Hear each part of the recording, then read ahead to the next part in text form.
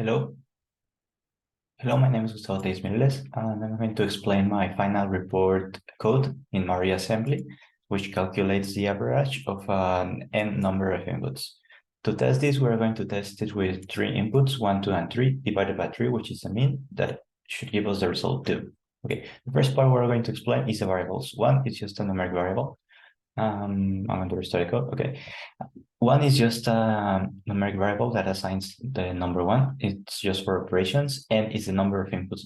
It's going to be assigned 3 in this case, just for the test, but in the problem situation, it would be 50, for example.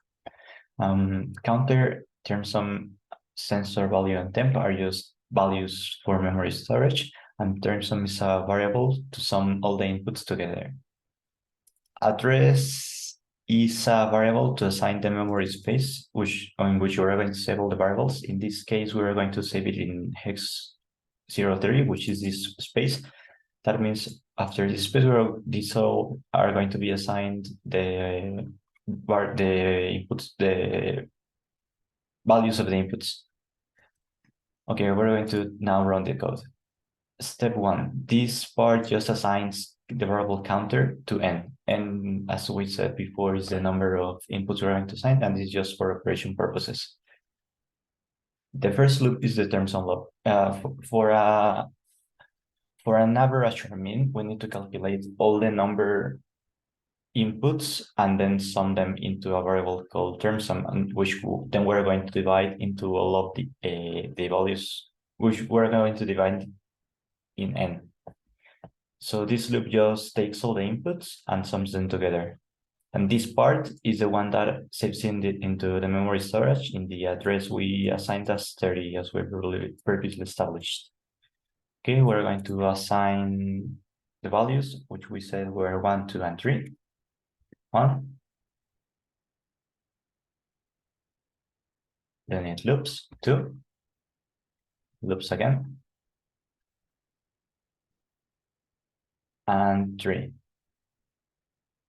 Because we established counter as equals to n, then it's going to be interrupted when it arrives to 0, as we are subtracting 1 for it to be a kind of a for loop. Then it ends and jumps into the next loop, which is going to be the actual average calculation.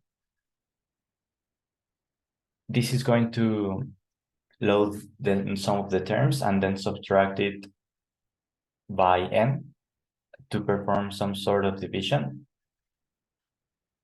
And because the result should be 2, it's only going to cycle 2 times and then add the value to the average variable.